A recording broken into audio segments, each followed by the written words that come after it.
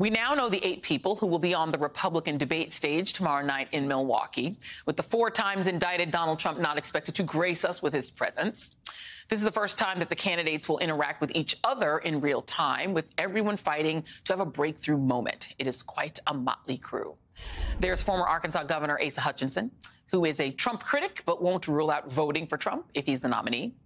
There's Mike Pence, who, despite facing death threats from Trump supporters, won't say if a criminal conviction rules out Trump as president. There's Vivek Ramaswamy, who is currently facing heat for his plan to alienate an entire generation by raising the voting age to 25. And, of course, Ron DeSantis, who's promising to do to the DOJ what he's already done in Florida by targeting and purging prosecutors who failed to take the knee. I am now joined by 2 of those targeted prosecutors, Andrew Warren and Monique Worrell. DeSantis suspended Warren as state attorney for Hillsborough County and suspended Worrell as state attorney for Orange and Osceola counties. Thank you both for being here and returning to the show. And I just want to let you both kind of talk about this. And let's just, I'm going to go in the order that you were targeted. And so, Andrew Warren, I'm going to start with you. You were targeted for refusing to preemptively vow to prosecute women, or I guess doctors, in abortion cases. So I guess that tells you what this guy DeSantis would love to do as president. What are your thoughts on his vow to do to the country what he's done in Florida? Well, Joy, it's really troubling. I mean, there's a reason why Lady Justice wears a blindfold rather than partisan sunglasses and a MAGA hat. And for 150 years, DOJ's motto has been prosecution on behalf of justice, not on behalf of the president or on behalf of the king or on behalf of a political party. But Ron DeSantis wants to destroy that core principle of prosecutorial independence. He wants to do it not because he doesn't understand. I mean, the guy went to Harvard Law. He just doesn't care. But he has shown that he is willing to break the spirit and the letter of the law to promote his own political agenda, and that's extremely dangerous for democracy.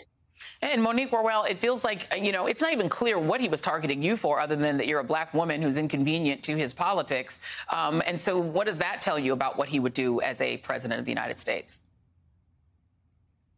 Well, listen, we've lost so many freedoms here just over the last year. I think that we all should be very concerned about what that looks like, because essentially, as Andrew said, it's not that he doesn't know. He perfectly well understands that what he's doing is unconstitutional. He just doesn't care. He is an authoritarian, and that is not what this country needs. We need to get back the freedoms that we've lost, not lose more in the process.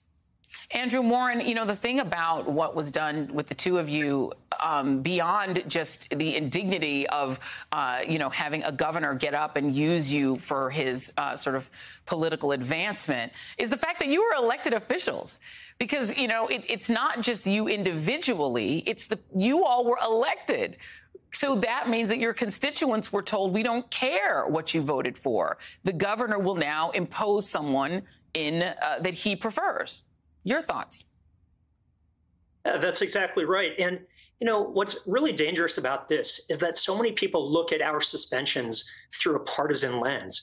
But the reality is it is just as wrong. And by wrong, I mean anti-democratic and un-American for a Republican governor to unlawfully suspend Democratic officials as it would be for a Democratic governor to do it to Republican officials. But this hyper-partisanship is not a new problem. Right? George Washington 230 years ago warned us of putting party over country. The problem today is everything is political, right? Not just the candidate that you support, but the social media you use and the music you listen to and even the beer you drink. And that's why it's so important for people to rise above that partisanship and focus on solving problems that makes our country better. You know, Monique Worrell, I mean, there was a huge scandal during the George W. Bush administration about the mass firing of U.S. attorneys because they refused to manufacture cases of voter fraud that didn't exist. And so this has happened before, but it was a massive scandal. So, you know, Ron DeSantis may be a Harvard-trained lawyer, but apparently he doesn't have a very good memory of the recent history. It didn't go well for George W. Bush when he did that. Does it surprise you, having dealt with him, that he would attempt to propose doing it anyway? No, it doesn't surprise me at all, because what we're living in now is a time where anything goes. The more extreme that you can be, the more popular you can become. Donald Trump made this type of outright bigotry okay. So he's operating under that guise, and there are people in his base who it feeds. So he continues to do it so that he can gain popularity among his base, so that in hopes that if for some reason Donald Trump doesn't end up with the nominee, that he's hoping to be the second. So he has used us as political pawns in what is now a failing presidential campaign. And furthermore, he's targeted Democratic counties for retaliation for not supporting him in his gubernatorial election. And those are the places where he is nullifying the votes of the individuals who placed both Andrew and myself in office. And this is one of the worst attacks on democracy that we've seen.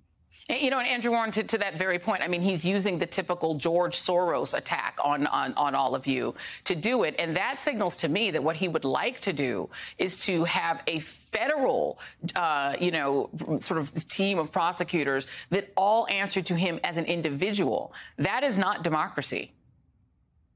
No, it's not democracy. And look, you go back to Nazi Germany, and I know anytime we compare things to Nazi Germany, we have to throw out a caveat. Yes, DeSantis, isn't talking about committing genocide, but the Nazis, one of the first things they did when Hitler took power is decimate the professional civil service ranks and fill them with people who are sycophants and suck-ups. Because when you take away the people who are actually going to do the job, whose loyalty is to the community and to the state and to the country, and you replace them with people who are loyal to the person and not the idea and not the country, that's where you're on this really dangerous road to authoritarianism.